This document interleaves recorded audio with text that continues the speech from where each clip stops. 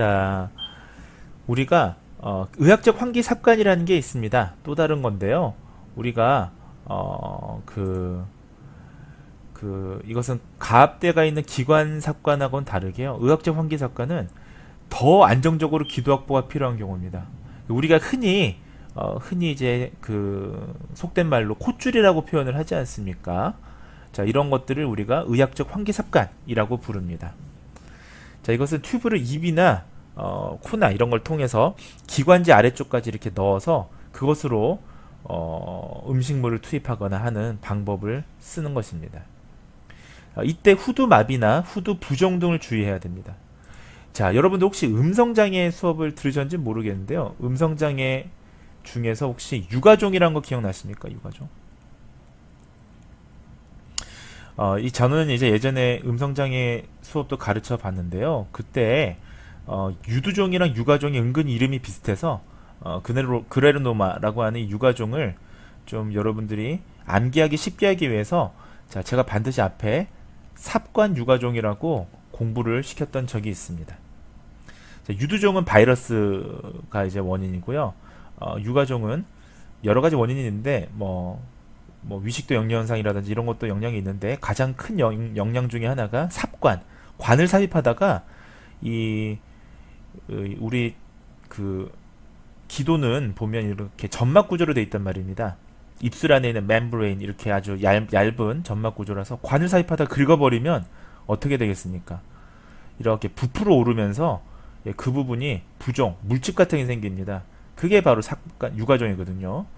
대표적인 원인이 삽관인데 이 삽관할 때 이런 의학적 환기 삽관하다가 그런 경우들이 생기니까 조심하셔야 됩니다.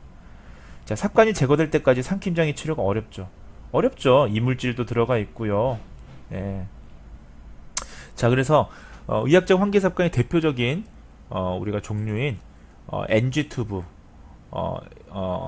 네스가스틱 튜브를 한번 보시도록 하겠습니다.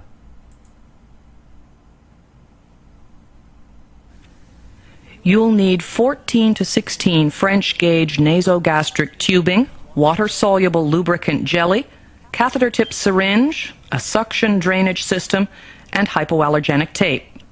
Also ready, a glass of water with a drinking straw, and within easy reach of the patient, a towel, tissues, and the emesis basin. 여러분들은 인석션이나 이런 걸 좀 보기 위해서 보는 게 아니고요. 그러니까 지금 의학적 환기 삽관이 어떻게 지금 이루어지고 있는지 정도만 간략하게 좀 보시고 넘어가도록 하겠습니다. Our patient is placed in high Fowler's position with shoulders well elevated. We gauge the length of tube to be inserted by measuring from the tip of the nose to the earlobe to the xiphoid process. Mark the length of tube to be inserted with a bit of tape. We can create a gentle curve in the pliable tubing by winding 4 to 6 inches of tube tightly around the index finger. Then lubricate the end of the tube to be inserted. 3 or 4 inches should do. Have the patient extend his neck back against the pillow and begin the insertion with that slight curve pointing down. Proceed slowly, guiding the tube along the floor of the nasal passage, aiming down toward the ear until you're just... 지금 이게 지금 삽관이죠. 이렇게 삽관에서 이렇게까지 들어가서 영양분이나 이런 것을 이제 공급한다라고 보시면 되겠습니다. 자, 이 정도만 보고 넘어가도록 하겠습니다. 자, 그 다음에 구강 근긴장도를 우리가 평가를 해야 됩니다. 자, 구강 준비 단계나 구강 단계의 기능을 평가하기 위해서 시행하는 것이 구강 근긴장도 평가라고 보시면 되는데요. 자, 이것은 우리가 마비말장애 평가랑 굉장히 유사합니다. 자, 마비말장애도 휴식 시 가만히 있을 때 안면 비대칭성, 스마스틱한지 이런 것들을 보는 거거든요. 그래서 휴식 시 안면 비대칭성 등을 기록하게 되고요. 자, 그 다음에 볼 근육의 긴장도를 또 평가하게 되고요. 입안 쪽 상태도 평가하게 되고, 침 흘림이 있는지, 혀의 위치가 중앙선에 위치하는지. 자, 이 혀의 위치가 중앙선에 위치한다라는 거, 잠시만요. 혀의 위치가 중앙선이냐, 또 혀를 내밀었을 때 오른쪽 왼쪽으로 치우쳐 있느냐. 이거 뭘 보기 위한가요? 마비된 쪽을 보기 위한 거예요. 자, 만약에 혀가 이렇게 휘어져 있습니다. 그럼 여러분들 1번이 마비된 겁니까? 2번이 마비된 겁니까? 예, 1번이 마비된 거예요. 자, 왜냐? 마비된 쪽으로 치우칩니다. 우리가 마비된 쪽으로 치우침. 글씨가 좀 악필이죠? 네.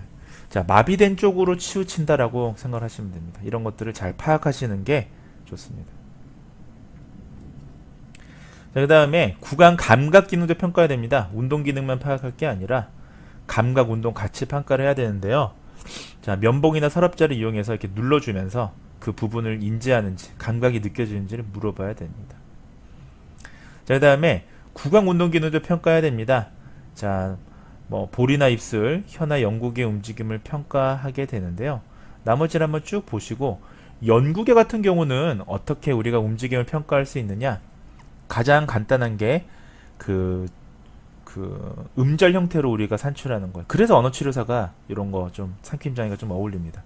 예컨대 제가 한번 영상에서 한번 보여드릴게요. 가, 할 때 가가가 할 때 이게 지금 영국의 파열음이니까 파열되기 위해서 네, 혀가 영국에 부착됐다가 파열되지 않습니까? 이런 움직임 인지를 관찰해야 되는 거예요. 자, 나머지 그다음 입술 같은 경우는 이, 우, 오 이렇게 입술 들레군이 잘 되는지 파악하고 뽀뽀 이렇게 하듯이 이렇게 하고 서랍자로 눌러줍니다. 그래서 힘도 파악하게 되고 혀의 좌우 운동, 전후 운동을 파악하게 되죠. 이 구강 운동 기능 이거는 실제로 마비 말장애 평가하고 상당히 유사합니다. 자, 그렇게 이해하시면 되겠습니다. 자, 그 다음에 인두 기능을 평가해야 됩니다. 자, 이렇게 많습니다. 우리가 평가할 때. 이렇게 많으니까 우리가 사전 지식을 많이 알아둬야 되는 거죠. 자, 영국의 기능을 평가하는데요. 손상이 되면 과비성이나 과소비성 이런 것들이 생기게 되고 음식물이 코로 역류되는 그런 문제가 생길 수 있거든요. 그래서 반복 산출을 통해서 영국의 움직임과 입천장 인두근의 움직임을 관찰해야 됩니다. 자, 발성 시에 과비성도 관찰할 수 있죠. 과비성이 있다라는 건 뭘까요? 이거는 자, 연인두 폐쇄 부전을 우리가 VPI라고 그러죠. 자, 벨로파렌자인 컴플리트 인서피시언트 연인두 폐쇄 부전을 우리가 의심할 수가 있는 것입니다. 자, 그 다음에 구역 반사가 있는지도 한번 보는데요. 만약 구역 반사를 했을 때 동시에 대칭적으로 이게 수축해야 되거든요. 예, 우리가 그 구역질 할 땐 좌우가 같이 동시에 수축해야 되는데 한쪽만 수축한다면 이건 한쪽 영구계가 마비되어 있다라고 보실 수가 있습니다. 근데 이제 문제가 뭐냐면 항상 정확한 건 아닌 게 구역 반사는 한 정상인의 10명 중에 3명 정도는 구역 반사가 없는 경우도 있어요. 무감감하신 분들도 있습니다. 자, 후두 기능. 예, 이런 것들 때문에 우리 언어치료사가 사실은 상킴장애를 국외에서는 많이 담당하고 있습니다. 후두를 직접적으로 관찰하기 어렵잖아요. 그래서 우리가 후두는 간접적으로 관찰합니다. 자, 어떻게 하느냐?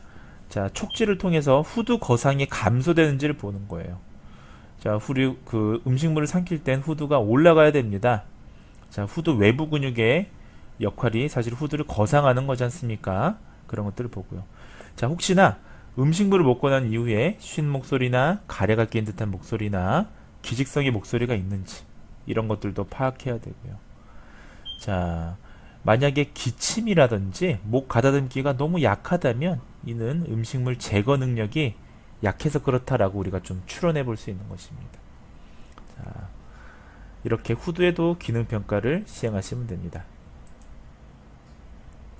자, 그 다음에 음식물을 이용한 임상평가가 있습니다. 액체와 고형 음식을 양을 조절해서 환자에게 이를 제공하고 평가를 하게 되는데요. 평가정의 흡인 여부를 파악해야 되고요. 흡인이 있는 경우에 음식을 이용한 임상평가를 시행하시면 안 되겠죠. 자, 제가 지금 참고하고 있는 교재에는 여러 가지 이제 삼킴장애 점검표라든지 뭐 음식을 이용한 평가 과정이라든지 이런 것들이 선별검사 도구라든지 이런 것들이 잘 나와 있으니까 혹시나 관심 있으신 분들은 그 삼킴장애라고 하는 책을 한번 보시면 되겠습니다. 자, 우리가 음식을 이용한 평가를 할 때 한 가지 원칙만 좀 말씀을 드린다면, 자, 액체 같은 경우는 진한 농도에서부터 시작해서 묽은 액체로 해야 됩니다. 자, 이 단계가 있습니다. 나중에 아마 치료를 설명하는 챕터에서 좀 자세하게 설명을 드릴 텐데, 처음부터 묽은 액체를 하게 되면 어떻게 됩니까? 흡인 정도를 알 수가 없죠. 예, 그래서 처음에는 아주 진한 농도를 통해서 어느 수준까지 음식 섭취가 가능한지를 봐야 되는 겁니다. 자, 그 다음에 도구를 이용한 검사들이 있습니다. 자, 우리가 객관적인 자료를 위한 삼킴 검사가 책에 나오고요. 자, 표면 근전도 검사라든지 경부 청진 검사, 그리고 맥박산소 측정기 등이 이런 도구를 이용한 평가들을 우리가 사용할 수가 있습니다. 경부 청진은 목에다가 청진기 갖다 대는 겁니다. 그래서 침을 삼킬 때 꼴깍 하는 소리가 들려야 정상이거든요.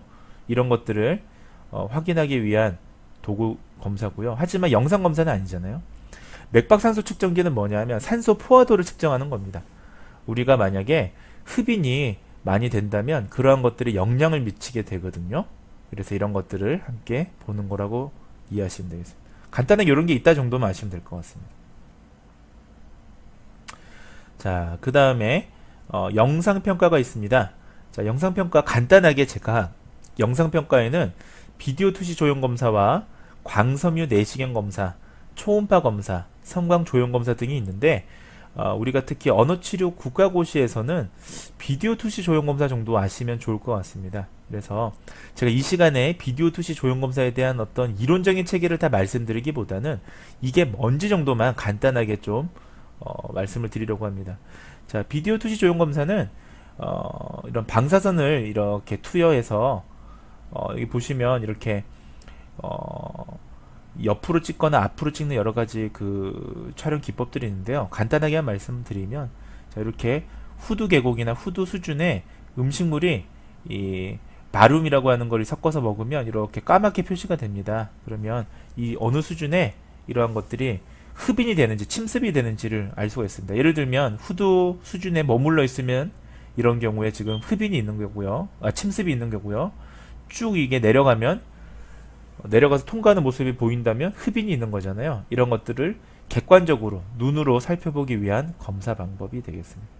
자, 간단한 거는 역시 대한의학회에서 만든 영상 장치를 좀 동영상을 보시면서 좀 이해해 보도록 하겠습니다. 비디오 투시 연화 검사 안내. 안녕하십니까? 본 영상물은 비디오 투시 연화 검사를 시행하는 분들께 검사의 개념과 과정, 주의사항 등에 대해 설명드리기 위해 제작되었습니다. 이어지는 내용을 숙지하셔서 정확하고 편안한 검사가 이루어질 수 있도록 협조해 주시기 바랍니다.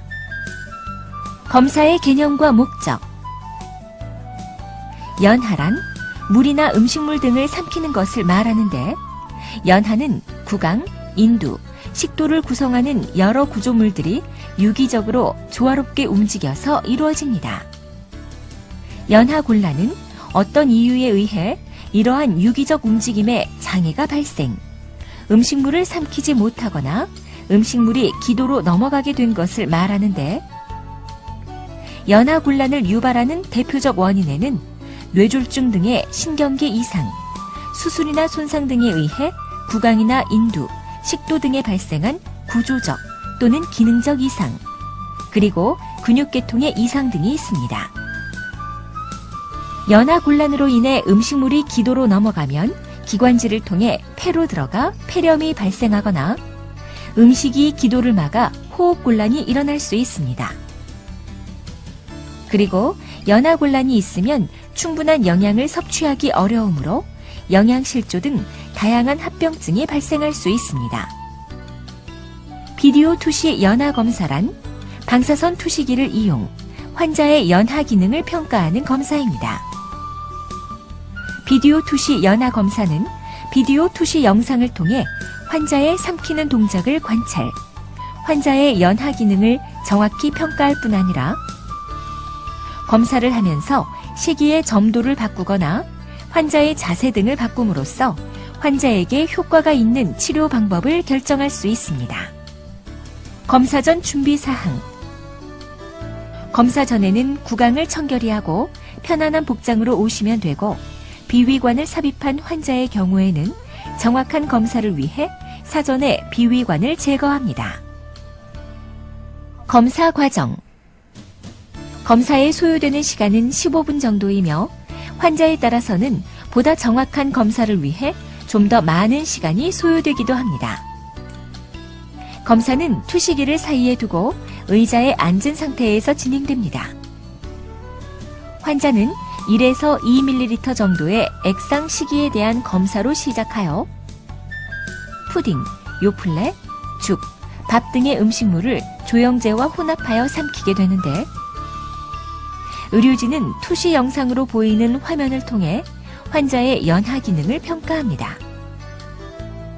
그리고 검사 결과는 1, 2일 정도 후에 외래나 병동에서 확인하실 수 있습니다.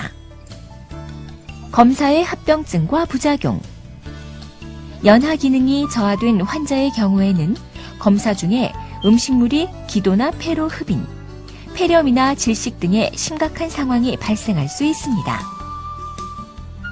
이러한 응급 상황이 발생하면 의료진을 통해 신속하고 적절한 치료가 시행되며, 환자에 따라서는 폐렴 등의 발생 여부에 대한 주의 관찰이 필요합니다. 지금까지 비디오 투시 연하 검사에 대해 설명드렸습니다. 감사합니다. 네, 지금 뭐 대략적으로 그런 절차 정도만 좀 보셨습니다.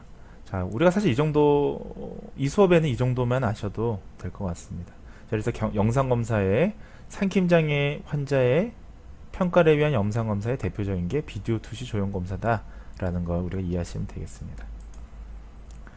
자, 마지막으로 상킴장애 척도에 대해서만 간단하게 좀 설명을 드리도록 하겠습니다. 자, 그래서 상킴장애 척도는 스케일, 점수로 우리가 삼킴 정도를, 중중도를 파악하는 것을 우리가 상킴장애 척도라고 하는데요. 자, 대표적으로 우리나라에서 많이 사용되는 것들을 위주로 좀 4가지 정도 소개를 좀 드리도록 하겠습니다. 자, 대표적인 게 후두 침습 척도라는 게 있습니다. LPS라고 부르는데요. 자, 후두 침습하고 흡인을 객관적으로 측정 가능한 척도를 우리가 후두 침습 척도라고 합니다. 자, 예컨대 보시면 점수가 1점이면 음식이 기도로 전혀 들어가지 않은 거고요. 자, 2점이면 기도로 들어갔지만 성대 위에 남아있고, 또 기침을 하면 기도 밖으로 나오는 거. 이것이 침습이죠. 자, 침습인데 그 아래 것하고 다른 게요. 3점 척도면 똑같은데 기도 밖으로 기침을 해도 음식물이 나오지 않는다면 같은 침습이라고 해도 위에 거는 제거 가능한 침습이고요. 아래 거는 제거가 불가능한 침습이지 않습니까? 자, 이러한 것들에 대해서 설명이 들어가는 것이 후두 침습 척도입니다. 자, 그래서 이것은 뭡니까? 척도가 높을수록 중증도가 심각한 거죠. 자, 그렇게 이해하시면 되겠습니다. 자, 그 다음에 두 번째는 삼킴 기능 점수라는 게 있습니다. 줄여서 우리가 SFSS라고 부르는데요. 흡인 없이 안전하게 삼킬 수 있는 액체의 형태에 따라서 점수를 산정하는 것이고요. 10번 실패 후에 2번 이상 흡인이 발견되지 않으면 자, 우리가 성공적이다 라고 보는 것입니다. 자, 삼킴 기능 점수 역시 마찬가지입니다. 자, 삼킴 기능 점수는요, 이건 반대로 0으로 가면 갈수록 중증이고요. 자, 이건 반대입니다. 위로 올라가면 올라갈수록 점수가 낮을수록 심각한 거다라고 이해하시면 되겠습니다. 자, 예컨대 보시면 삼킴 기능 점수가 0점이라는 것은 우리가 침도 흡입 가능성이 있을 정도로 흡입 위험이 굉장히 높고 액체나 고형 모두 다 흡입할 수가 없습니다. 자, 이런 경우는 비구강 식사, 아까 보셨던 여러가지 환기삽관이나 이런 걸 통해서 영양분을 보충해 줘야 됩니다. 자, 그래서 중상 수준은 severe, 중증에 가깝다, 자, 라고 보시면 됩니다. 반대로 삼킴 점수가 가장 높은 6점은요, 물처럼, 사실 그 액체 중에서 가장 점성이 낮은 게 물이에요. 그래서 물이 가능하다라는 건 모든 액체가 다 안전하게 삼킬 수 있다는 뜻입니다. 그래서 손상 수준은 정상이다 라고 우리가 보실 수가 있는 겁니다. 자, 그래서 우리의 후두 침수 척도와 삼킴 기능 점수는 점수의 그 스케일을 해석하는 게 다르죠. 자, 그런 부분들을 좀 주의 깊게 보시면서 넘어가도록 하겠습니다. 그 다음에 임상 삼킴 척도라는 게 있습니다. 이건 이제 우리나라에서 개발한 겁니다. 서울대학교에서 1998년도에 개발을 했고요. 자, 이거는 그 중에서도 뇌졸중으로 인한 삼킴 장애를 선별할 목적으로 만든 게 바로 이 검사였습니다. 자, 서울대학교 재활의학과 팀이 뇌졸중으로 인한 삼킴 장애를 선별할 목적으로 개발했고요. 자, 총점은 100점입니다. 자, 점수가 아주 이렇게 디테일하다라는 건 아주 자세하게 우리가 평가할 수 있다라는 장점이 있죠. 자, 이것도 역시 점수가 높을수록 심합니다. 자, 그래서 하나씩 보시면 만약에 브레인스텀에 병변이 있으면 0점이고요. 브레인스텀에 병변인, 리든이 있으면 5.15 이렇게 적정을 하죠. 자, 기관절개관이 있으면 점수가 제일 높죠. 25점. 굉장히 높습니다. 자, 그리고 기침반사가 제일 높죠. 기침반사가 있으면 역시 30점입니다. 자, 기침을 계속 하는 거죠. 이런 경우들 점수를 다 매겨서 우리가 삼킴, 뇌졸중으로 인한 삼킴 장애를 선별해서 우리가 그런 사람들에게 보다 더 구체적인 진단을 시행하거나 아니면 치료를 진행할 목적으로 만든 게 CDS다. 임상 삼킴 척도다라고 보시면 되겠습니다. 자, 그 다음에 기능적 삼킴 장애 척도라는 게 있습니다. 자, 우리가 어떠한 검사 도구든지 언어 치료에서 기능적이라는 게 들어가면요, 어떤 고정되어 있는 형태가 아니라 어떤 이동 시간이라든지, 자, 여기 보십시오. 구강 이동 시간도 여기 들어가 있죠. 아까 거랑 좀 다르죠. 그 다음에 역류라든지 이런 그야말로 기능을 보는 것을 우리가 기능적 삼킴장애 척도, 기능적 검사다라고 얘기를 합니다. 자, 이것은 단독으로 시행되는 게 아니라 우리가 시간이나 이런 거 눈으로 봐야 되니까요. 비디오 투시 조형 검사 과정에서 함께 평가를 합니다. 그래서 실제로 저도 이제 그 삼킴장애 치료사로 일을 할 때요. 그 언어 치료사이지만 저도 이제 삼킴장애 치료사로 이제 활약을 했었는데, 그때 우리가 한 달에 한 번씩 이제 그 환자분들이 비디오 투시 조형 검사를 통해서 회복 정도를 판단을 하세요. 자, 그때 제가 제일 많이 받아봤던 척도 평가는 이 FDS였습니다. 그래서 FDS가 왜 많이 되냐면 그 비디오 투시 조형 검사 과정에서 제일 많이 사용되기도 하고요. 또 보시다시피 기능적인 부분들이 많이 들어가 있기 때문에 삼킴 치료에 더 많은 정보를 제공해 준다는 장점이 있습니다. 자, 그 다음에 새로운 비디오 투시 조형 검사 척도라는 게 또 개발되어 있습니다. VFSS라고 해서 비디오 투시 조형 검사 이름하고 똑같은데요. 이것도 역시 비디오 투시 조형 검사 과정에서 이용이 많이 되고요. 이것도 임상에서 좀 많이 사용되는 것 같습니다. 총점은 100점이고요. 점수가 낮을수록 정상 기능이라고 볼 수가 있고요. 자, 이것도 역시 기능적인 부분에 초점을 둡니다. 그래서 뭐 몇 가지만 보시면 역시 마찬가지로 구강 이동 시간이나 인두 지연 시간까지도 같이 보죠.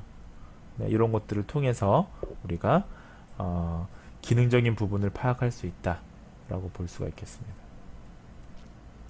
자, 오늘 좀 강의가 길었습니다. 자, 그래서 오늘 사실 평가에 대한 아주 여러 가지 내용들을 말씀드렸는데요. 여러분들이 임상평가, 일반적인 임상평가부터 사전평가, 그리고 도구를 이용한 비영상평가와 마지막으로 영상평가, 그리고 삼킴장애 척도까지 오늘 굉장히 방대한 분량의 내용들을 학습하셨습니다. 자, 여러분들 어떠세요? 예, 벌써 이렇게 삼킴장애 전문가가 된 것 같은 기분이 들지 않으십니까? 자, 여러분들 이 평가 같은 경우를 잘 학습하셔야 실제 임상에서 잘 좋은 치료를 시행할 수가 있습니다. 그래서 긴 시간 여러분들 경청해 주셔서 감사합니다.